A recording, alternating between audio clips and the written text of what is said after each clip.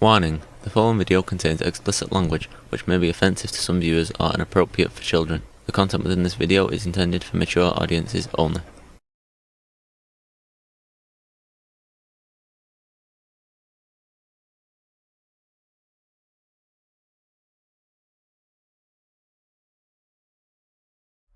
Disclaimer. The views and opinions expressed in this video are those of my own and do not necessarily reflect the views or positions of any other person or group of people. They do not purport to reflect the opinions or views of any group of people, person, or fanbase or its members.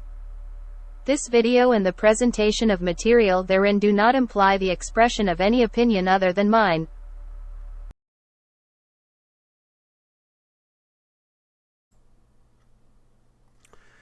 Hello and welcome to this video.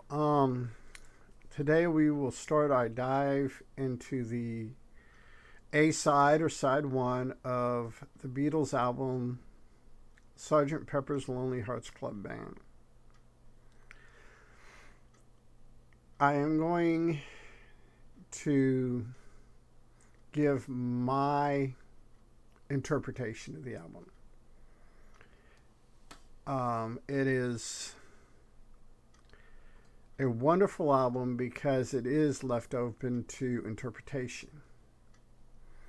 The Beatles themselves have, over the years, first they stated that it was going to be a concept album. Then after the song, with a little help from my friends, they scrapped that idea and decided to go with just an album with very colorful, very imaginative songs. However, the Beatles, especially McCartney and Lennon, enjoyed playing with the audience. They never outright lied to their audience or their fan base, but what they did do was not tell the whole truth. So, this is my dive into this wonderful album. It's still, to me, it still holds up today. And it's wonderful music. I will not be touching on the controversial 1978 Bee Gees movie video of this album because, well, that's not my interpretation of the album, and I could say some things about the movie that would probably annoy, if not piss off, a lot of people. So what we're going to do is we're going to jump into this. We're going to go through side one. It's going to be the opening song, the title track, Sgt. Pepper's Lonely Hearts Club Band. And we're going to go all the way through She's Leaving Home. Actually, for the benefit of Mr. Kite. Excuse me, I messed that up. For the benefit of Mr. Kite.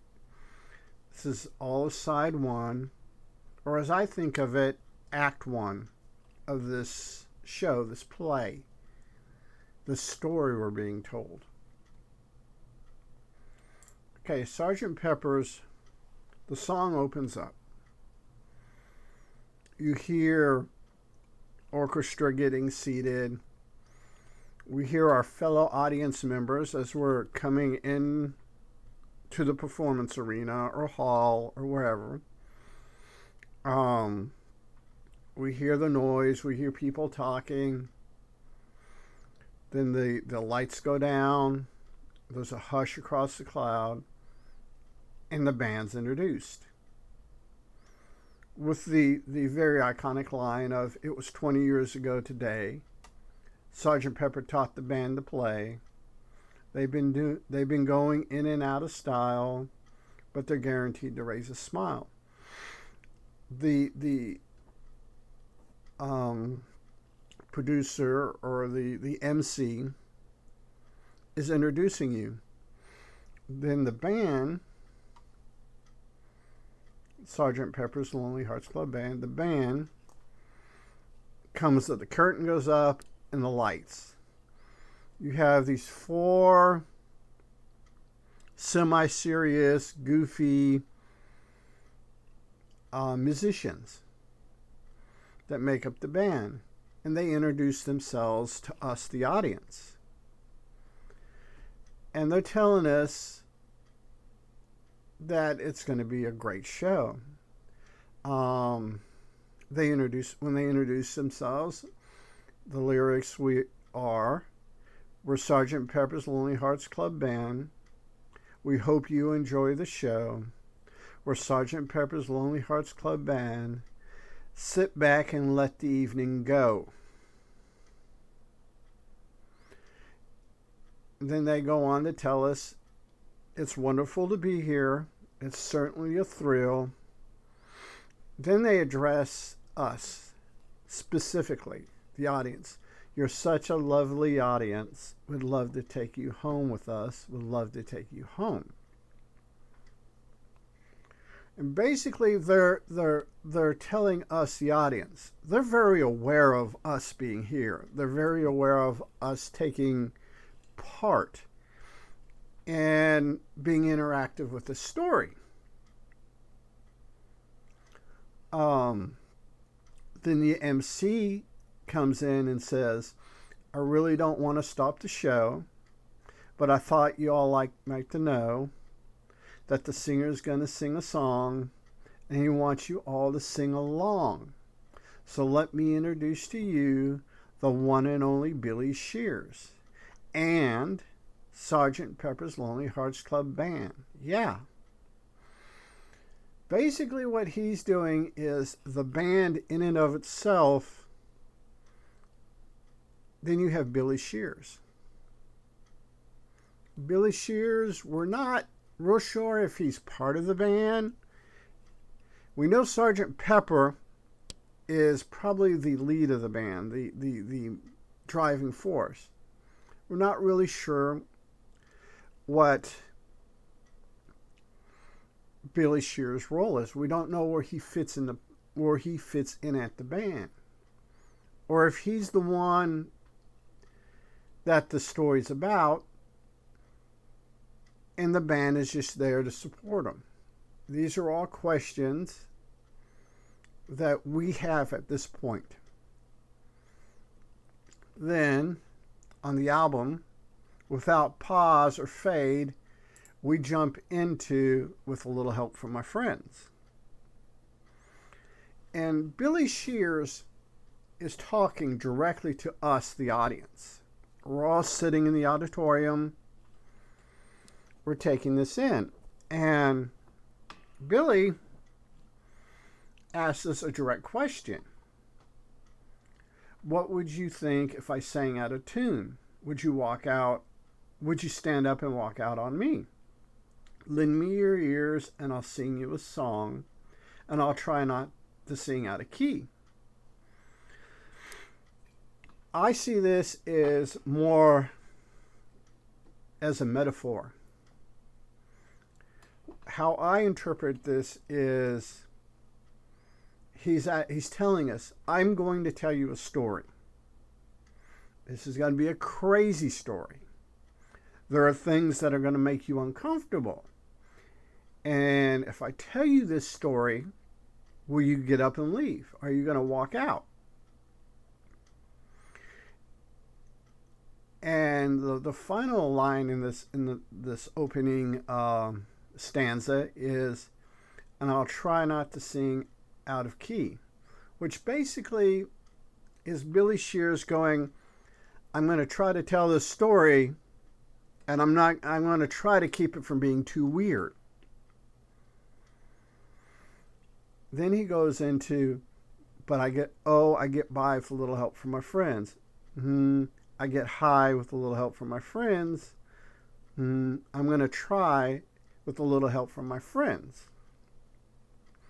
Now, you can interpret this particular lyric in many different ways.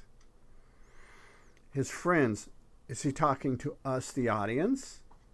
Or is he telling us, the audience, that the band is his friends, and he gets by. And somebody, either in the audience or maybe one of the bandmates in Pepper's band, asks him,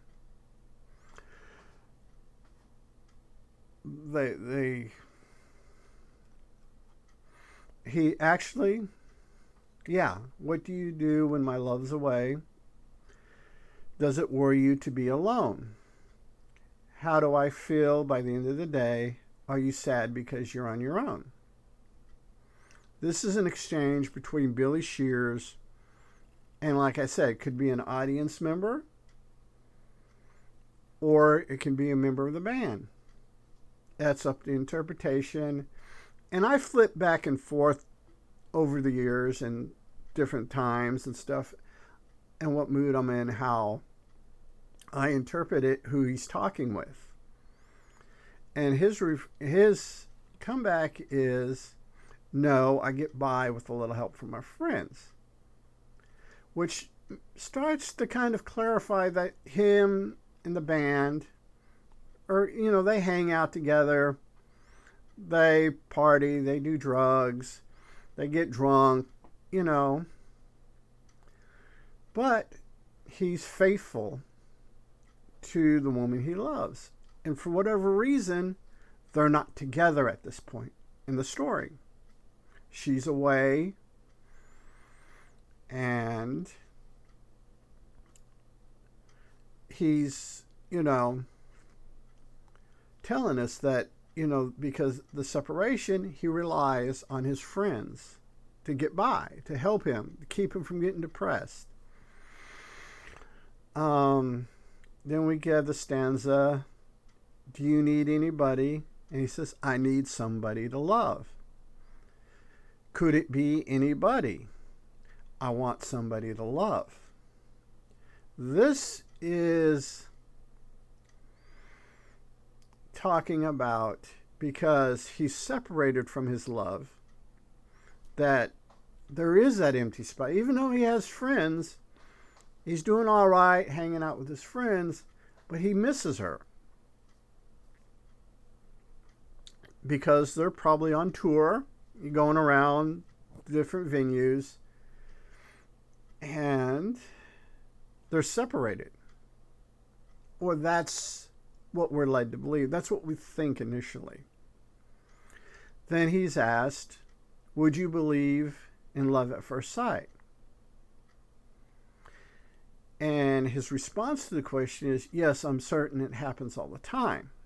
So we know Billy Shears is a romantic. Billy is love at first sight, true love, just this romantic, adventurous person. And which comes to the lyric, what do you see when you turn off the light? And his retort is, I can't tell you, but I know it's mine. John Lennon, I believe it's John Lennon, either Lennon or McCartney, once said in an offhand comment that it's about him laying in bed, being alone, masturbating. But it also can be interpreted that he is with his love. They're in this early fledgling part of the romance, and he knows her superficially, that first meeting, and he knows he loves her, and they're in bed together. Maybe it's a break from the tour or whatever, but they're together. And they're in bed together. They've probably just had some fantastic, wildly erotic sex. But what he's saying is, I can't tell you, but I know it's mine. He could also be grappling with the feelings of love, commitment, and all that. So then he goes back to, but I get a little help from my friends. I get high with a little bit of help from our friends, which tells you there's some drug use going on. At this point in the real world, between their last album, the Rollover album, and this album, the band as a whole was experimenting and using LSD. So, you know, which also, the being under the influence of LSD could also justify or explain the last line of the previous stanza. I can't tell you, but I know it's mine. So then we get the repetitive, do you need anybody? And he says, I just need somebody to love. Can it be anybody? I want somebody to love. He wants to be with his woman. He wants to be with his love.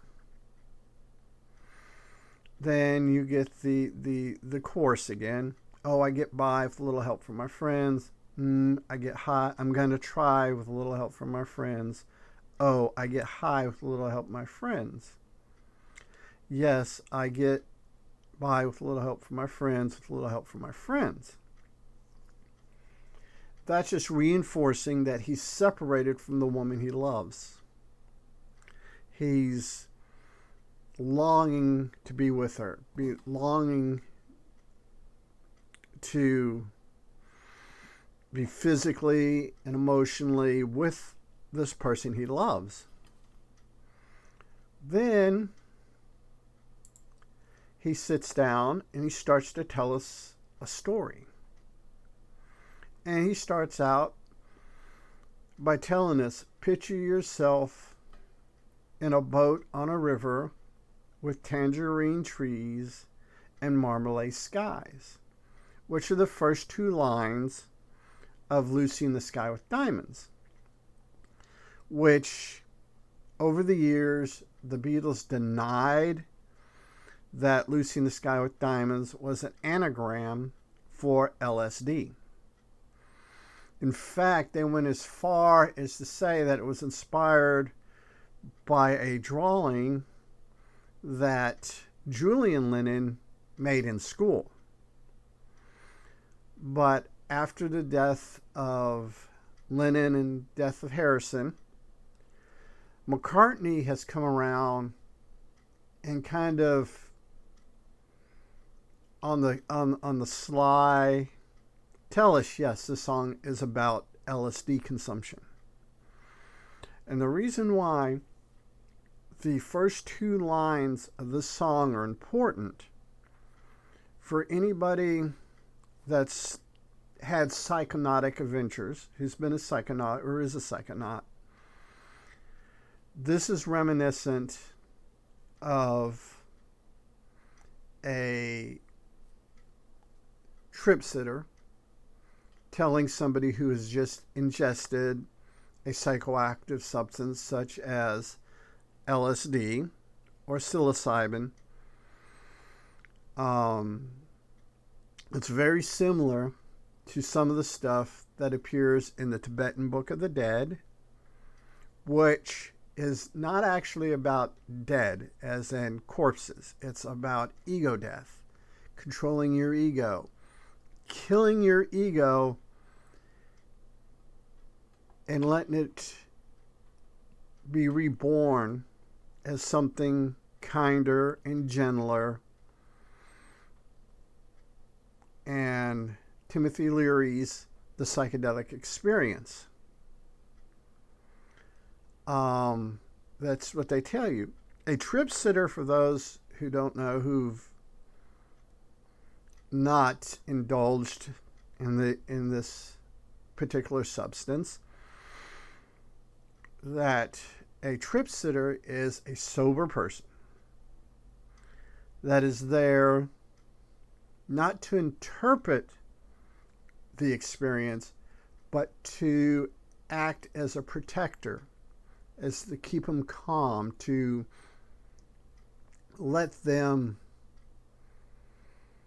be able to fully embrace the experience and relax. Don't fight it. You know, don't force yourself on the drug. Let the drug guide you.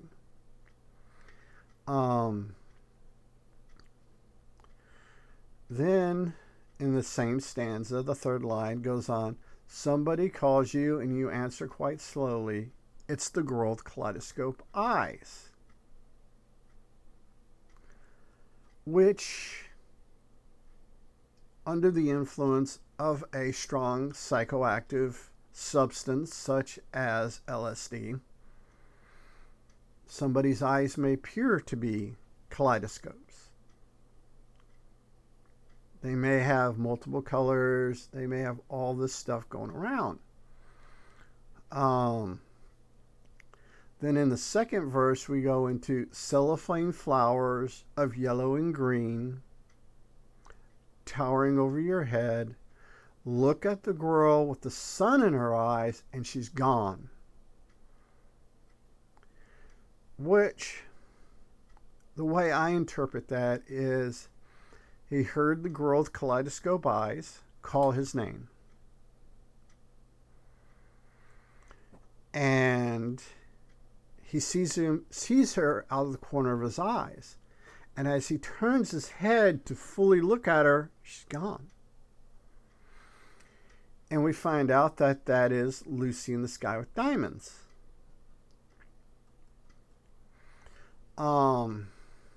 He's infatuated. He's telling this. He's telling us of this LSD experience he had. He's telling us that this intense, this seeing the while under the influence of the LSD, that the flowers look like they're made from cellophane. And they tower above his head. Are they really that tall? Are they tall like sunflowers? Or is he just laying on the ground and they're like a standard size flower? He's so consumed by the LSD, they look that way. Then we have, like I said, we have the chorus, Lucy in the Sky with Diamonds, Lucy in the Sky with Diamonds, Lucy in the Sky with Diamonds, ah.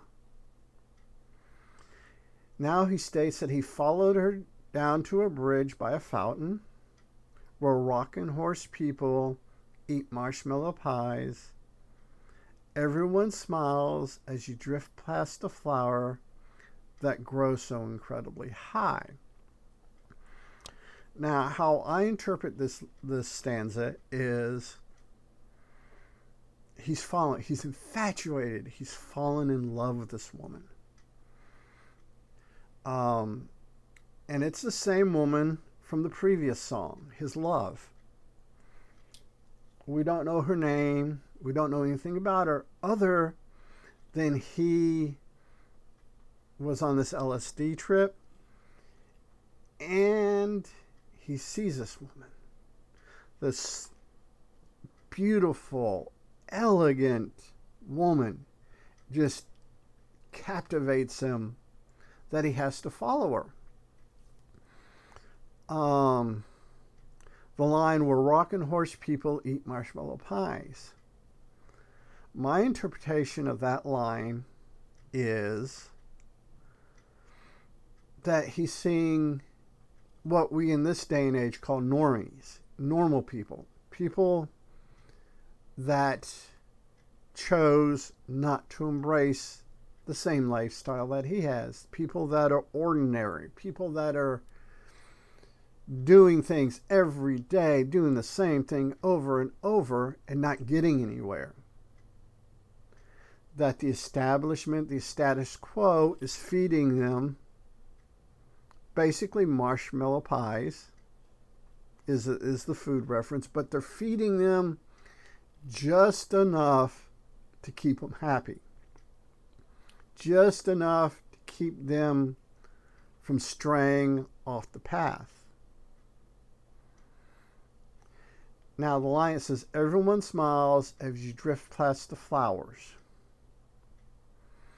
That the people that he's encountering, these rocking horse people, are slowly but surely, they want to be him. That's why they're smiling.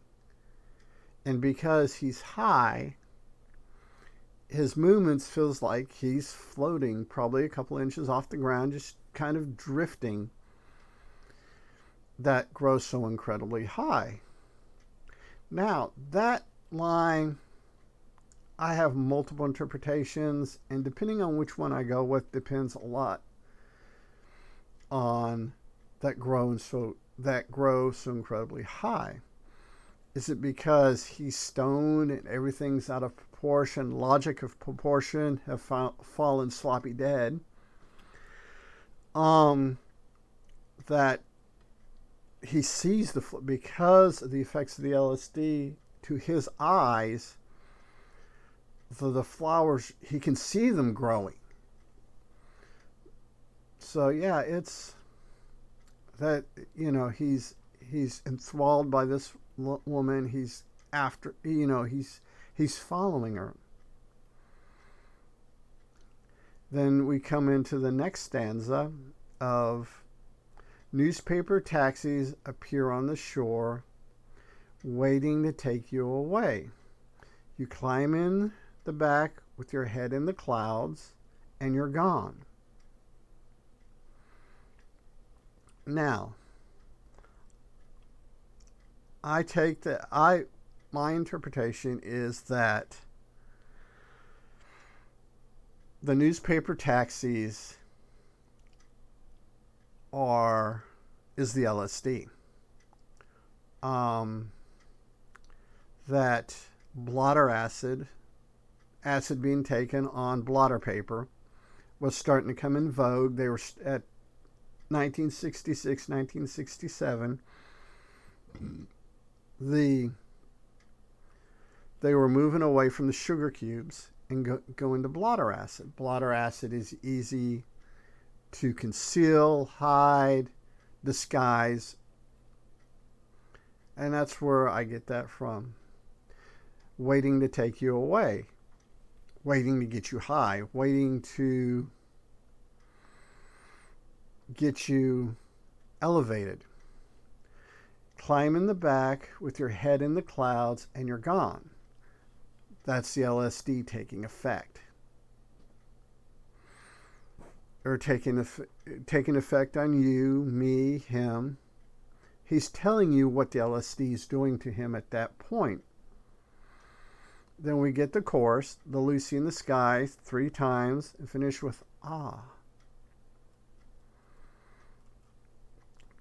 Then he's telling you to picture yourself on a train in a station with plasticine porters with looking glass ties. Suddenly, someone there is at the turnstile, the girl with kaleidoscope eyes. He's followed her from the fountain. He's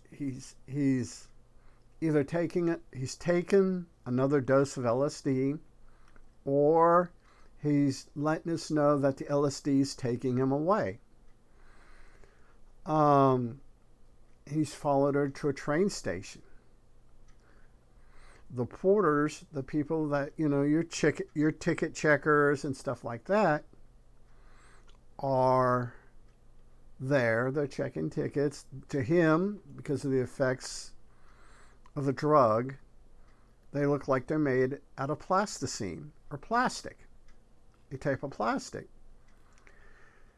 It's the girl. He catches up to her.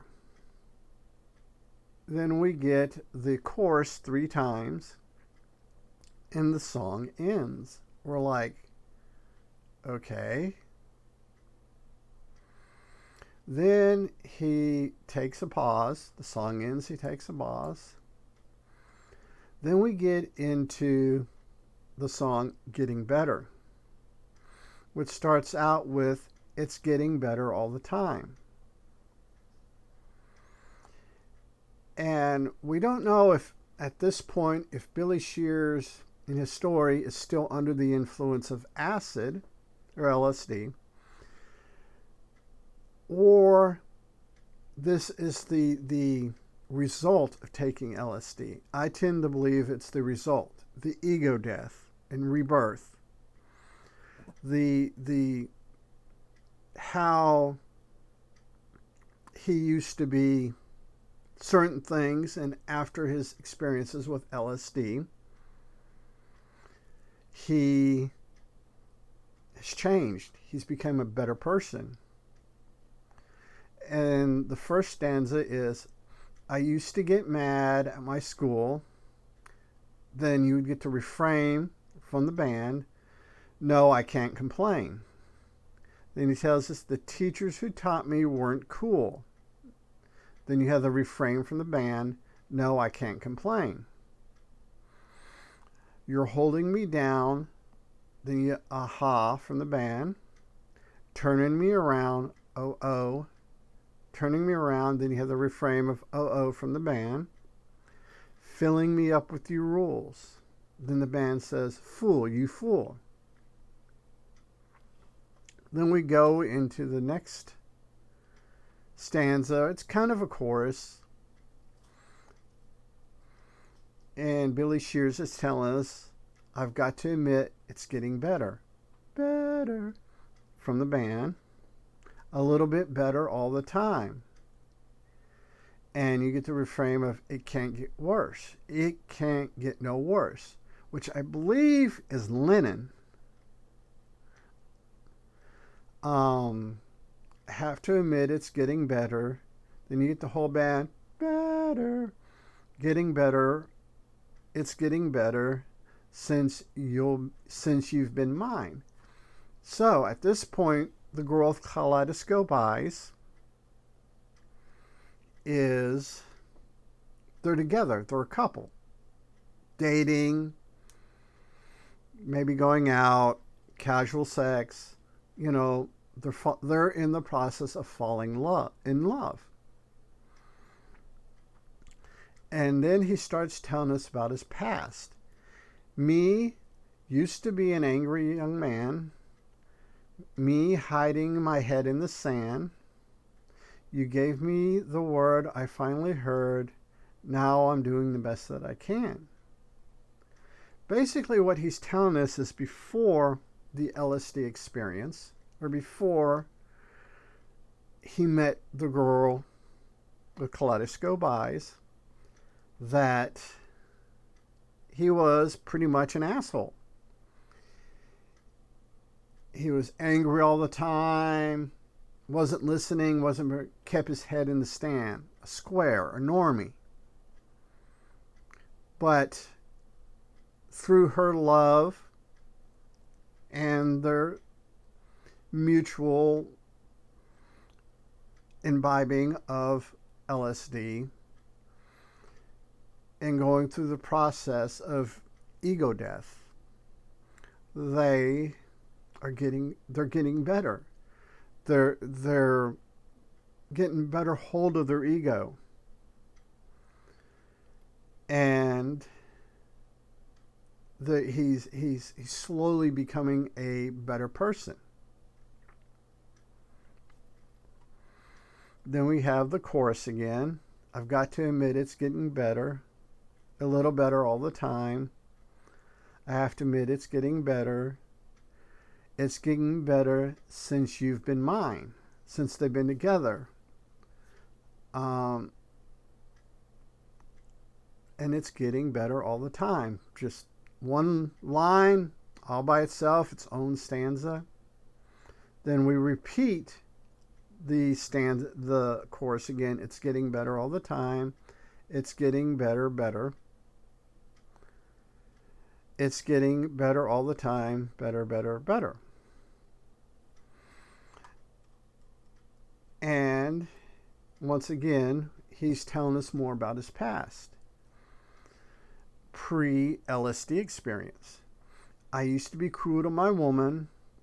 I used to beat her and keep her apart from the things she loved. Man, I was mean, but I'm changing my scene. And I'm doing the best that I can. This is this realization that very few of us get realizations this impactful in our lives. We don't have very many of them. He used to be, or at one point in his life, he used to be physically violent toward women. He used to be controlling, being this just maniacal, misogynist, just you name it, anything bad relating to masculinity, that's what he was. But now that she's in his life, he's getting better. He's maturing. He's becoming a better person because he now has the control over his ego that he didn't have previously. He's beginning to understand that he was an asshole, that he was a misogynist, that he was all of these bad things. But love, the LSD, made him be able to accept love, accept his faults, to build on them, to destroy that foundation of anger and hate and fear, and build a better foundation of love and care and sympathy. And with the conclusion of that song, we go into the next song is I'm Fixing a Hole. Now this is him being really introspective about his growth as a human being. The first verse starts out with, I'm fixing a hole where the rain gets in and stops my mind from wandering. The hole is this metaphor for toxic masculinity. This as we found out in the previous song, that he was violent. He was violent toward women. And he's fixing this hole.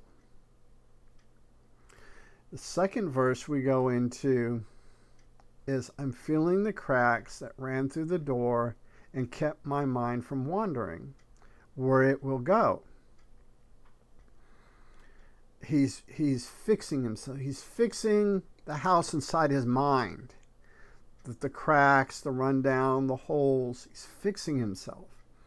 He's working at becoming a better human being. And he's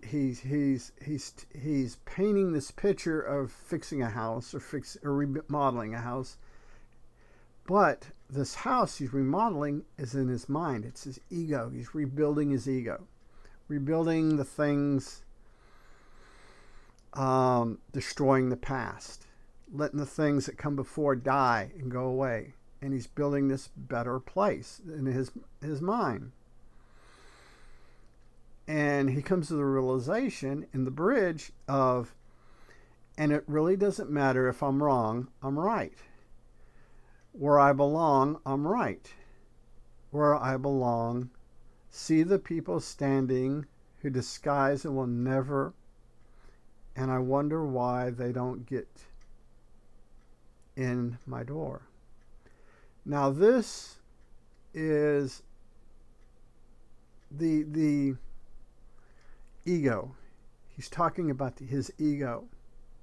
That his ego before wouldn't let him admit to wrong, being wrong on a fact, or being wrong in the way he conducted his life, being wrong in the way he treated women. And he's like, and now with the ego death, he's saying, it doesn't matter. If I'm wrong, I'm wrong. Am I right? It's okay to be wrong. It's okay to make mistakes. And I'm right about that. Where I belong, I'm right. Meaning he's psychologically, emotionally, where he belongs, where he needs to be. I'm right, where I belong. Then, in the last two lines of the verse, he's saying, see the people standing with who disagree and never win. See the people standing there who disagree and never win. I read that wrong earlier, and what he's saying here is, you have these people that disagree with me, these people that want to keep these old, outdated, misogynistic, old ways of doing things. They're not changing, they're not adapting, they're not becoming part of the new. They're holding on to the old just tight. And he wonders why they don't get in my door. And I wonder why they don't get in my door. He's wondering why they're not joining, why they're not evolving, why they're not becoming better. And now we get into our third verse. I'm painting a room in a colorful way, and when my mind is wandering, there I'll go. That means he's thinking, he's wondering about new things, about being a better person, ways to be a better person. Excuse me. And he doesn't know where this journey's gonna lead him, but he knows he's gonna go there. That's where he's going. Then we have the bridge again. It doesn't matter if I'm wrong, I'm right. Where I belong, I'm right. Where I belong. Silly people around, they worry me, and never ask me why they don't get past the door. Okay, these last two lines differ from the previous bridge or chorus in that he thinks these people that are holding on to these old ways, these old beliefs, are why they won't come in, why they won't ask to come through his door, why they won't experience. And he refers to them as silly people. And they worry him. This look at how these people are doing things, he finds it worrying, disturbing, and he's having trouble coming to terms with this. He's coming why they want to take this stuff, why they want to hold on to this. It's frustrating. Now we get into the fourth verse. I'm taking the time for a number of things that weren't important yesterday, and I still go. This here is very, very much a realization, an epiphany. He's taking his time for things that he didn't think were important, like looking at the flowers, listening to the birds, being more compassionate toward his friends and the people he loves. Things that he had taken for granted, things he had taken, just as that's just the way it is. He's understanding that these things are important. And I still go. He's like, I'm still evolving. I'm still becoming a better person. I'm still fixing the hole where the rain gets in. And as he goes, then we have the outro to the song is, I'm fixing a hole where the rain gets in and stops my mind from wandering. Where it will go, where it will go. I'm fixing a hole where the rain gets in and stops my mind from wandering. Where it will go. And he's just telling us, he's reinforcing the story of how his mind is working. What he's doing, he's going on this adventure. He's going,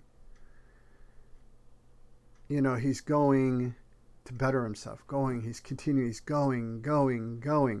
The word go is used throughout this song over and over.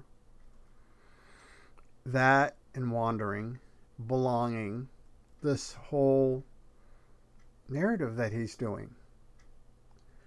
Then the story takes an abrupt viewpoint change. We go into the song, She's Leaving Home. Mind you, this album came out in 1967.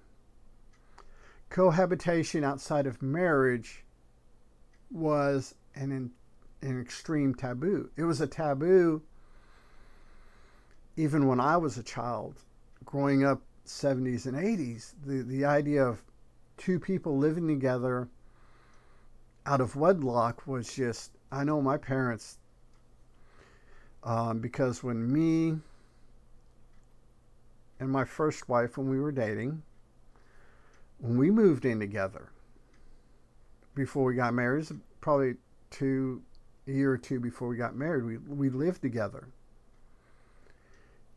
And my parents, being old school boomers, that was just, they couldn't wrap their head around it because they were so entrenched in this old way of doing things. So now we have this abrupt viewpoint change. And the first verse starts out, it's Wednesday morning at 5 o'clock as the day begins, silently closing her bedroom door, leaving a note that she hoped would say more.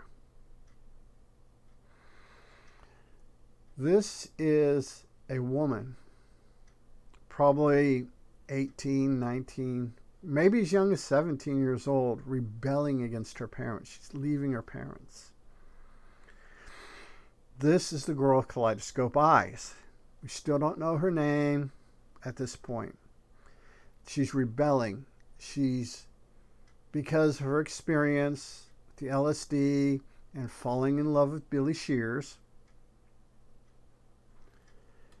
she's decided she's going to leave home.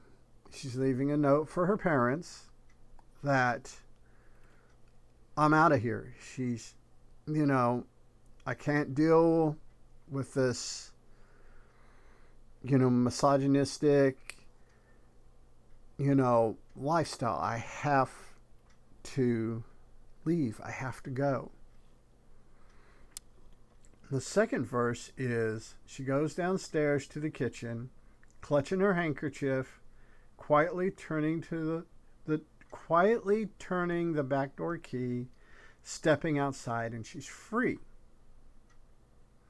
Basically, this is her liberation from the old ways, her liberation from her parents. Billy Shears, Sergeant Pepper and his band are what I refer to as rogue boomers. They're catching and becoming this these parental figures that are going to give birth to Generation X at this point. But she's free. She's away from her parents. She's free to live her own life the way she wants to live it. Then we get Billy Shears says she. Then you get the band's chorus from the parents' perspective of we gave her most of our lives. Then you have is leaving. Then the parents sacrificed most of our lives. Home. And the retort from the band is we gave her everything money could buy, which tells you she comes from a fairly well-off family.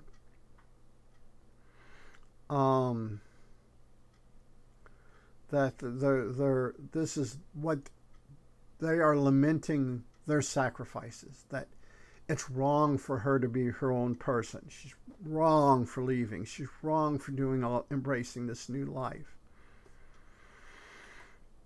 And we go into the next verse.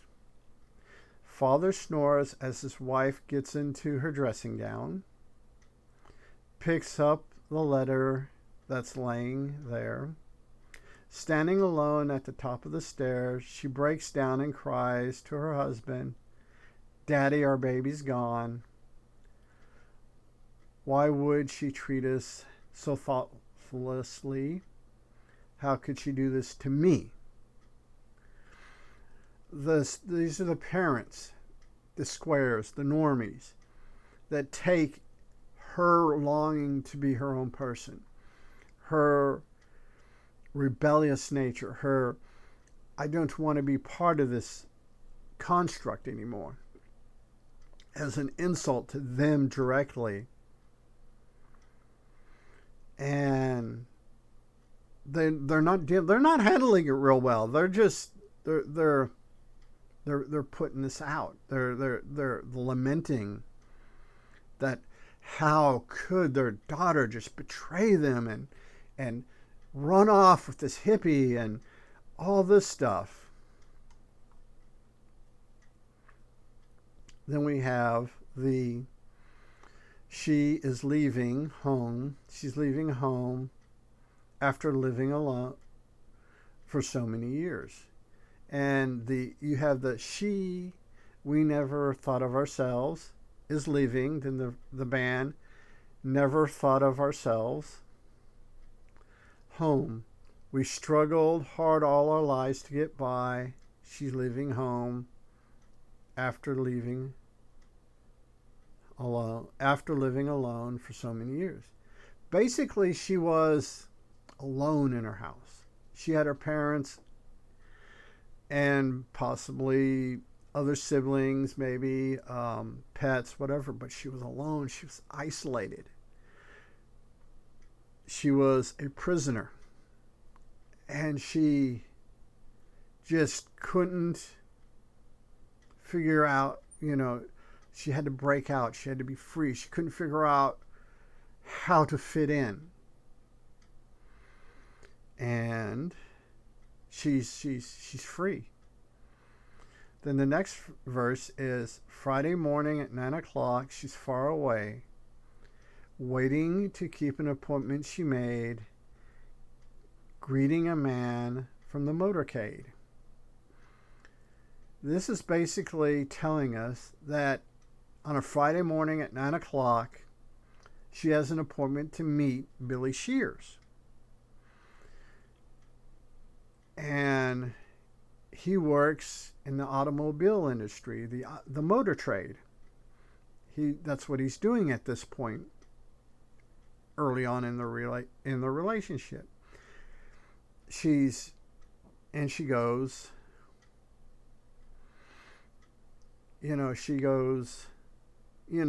excuse me, she's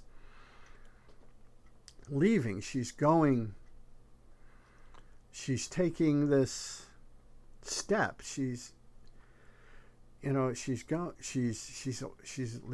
left home, she's far away, she's no longer under the authority of her parents or the old way of doing things.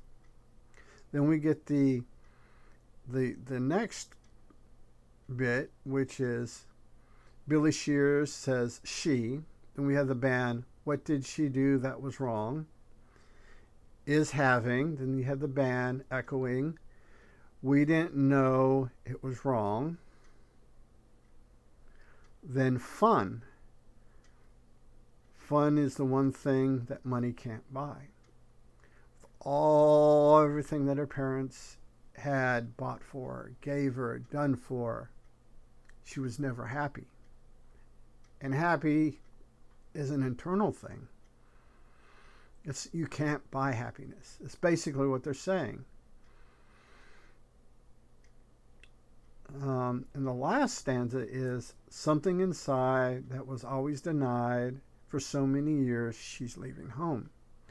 Basically, this is letting us know that she's come to terms. She's gotten a grip on the she's leaving home. That she's finding who and what she is, what drives her, what makes her a person, what makes her a better person. She's leaving home. She's leaving the old ways. She's leaving this safe, secure, because it's not her.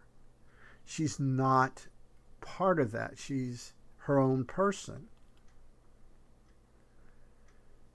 Then we get into the final song of side one. For the benefit of Mr. Kite.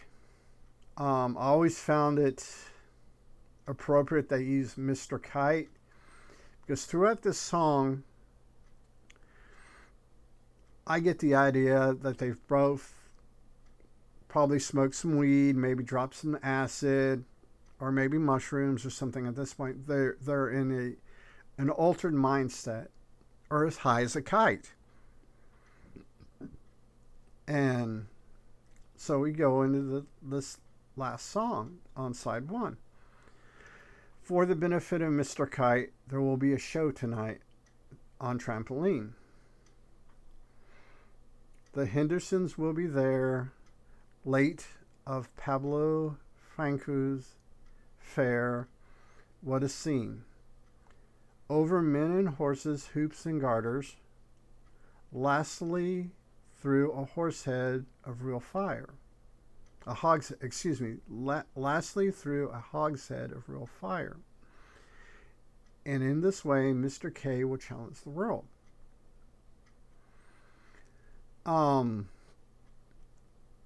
This is basically Billy Shears and this unnamed woman who's left home is now, in the vernacular of the time, shacked up with Billy Shears, and they're seeing the world. A drug-induced vision of the world, mind you, but this is how they're perceiving through the use of these drugs. They're looking at basically the people, the normies around them, as clowns, as, circus performers, as people doing things, the Hendersons. Then we get into verse 2. Performs a feat on Saturday at Bishopsgate. The Hendersons will sing and dance as Mr. Kite flies through the ring. Don't be late.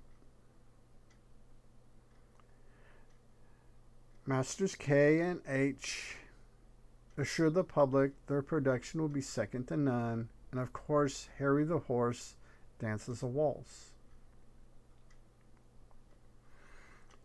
Basically, what they're saying is they're at Bishopsgate. There's a show or performance, and not to be late. And the don't be late I infer is don't be sober. This allows you to perceive the intention of Mr. K and H, the show. The Hendersons are squares. They're normies. They're doing traditional singing and dancing. And Mr. Kite, or the people that are high, are flying through the air. And of course, Henry the horse dances the waltz. Which, depending on how you want to interpret this, this could also allude to heroin use. Horse is a slang or code word for heroin. I don't personally see it that way, but I understand that the heroin addiction, or being high on heroin, is a dance. It's a dance with your life, is what it is. I personally have never taken heroin. Closest thing to any of the opioids that I have personally taken are prescription opioids, and I hate them. But this could be a reference to heroin use. I don't see it that way. I don't think it's heroin use, but I could be wrong. It's just my interpretation. The last verse is,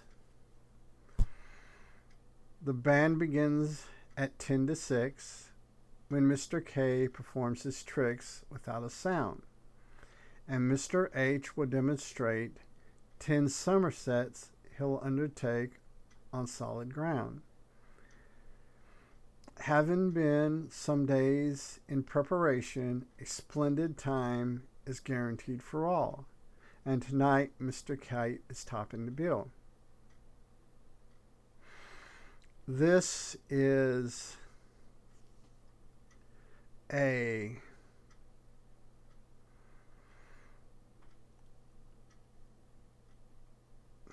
interpretation of getting high. Mr. H can be Henry the horse, i.e. another possible reference to heroin. Mr. K being high as a kite. Basically, you ingest LSD, and LSD is tricking your mind. It does it without a sound. You just take it, and it does its thing. 10 somersets he'll undertake on solid ground, meaning you've ingested the LSD, and you're on solid ground, because that's about the only thing that you're able to deal with at this point. A splendid time is guaranteed for all, and tonight Mr. K is topping the bill. Basically, it's everyone's going to get high. Everyone's taking drugs, whether it be psilocybin, LSD, marijuana, heroin, all it. People are just taking drugs and getting high as a kite, and everyone being high as a kite is topping the bill, is the goal. So, yeah, this is the first act of how I interpret this album. I don't know. Like I said, I've had my share in my younger days of psychonaut adventures, and it is very possible that I may be, because of having such adventures, that I'm seeing things that may or may not be there. We don't know. We know that the band themselves indulged in drugs. I do not know offhand that if any of the Beatles had ever experimented with heroin or taken heroin. I do know they were friends with people like Janis Joplin, Jimi Hendrix. And Janis Joplin was a frequent user of heroin. In fact, that's what killed her. So, we don't know. I could be seeing stuff because of my experiences that may or may not be there. Whereas people who haven't had those experiences may not see them, may take the words at face value. And that is something the Beatles did very well in a lot of their albums, especially from Rollover, Sgt. Pepper's, Magical Mystery Tour, White Album, Abbey Road, Rubber Soul. All of those albums were greatly affected by drug use, experimentation, musically, culturally. That all of these things were there, and a lot of their songs have double meanings. They have a face value meaning, and they have the counterculture meaning, the adventurer into LSD or any of your powerful psychoactive drugs. I don't know when I'll be able to get to do the B-side or side 2 of the album. It will be posted after this. So it's going to be fairly rapidly. So yeah, this album was released on January 31st, 1967. And as I pointed out in the introductory video, Lennon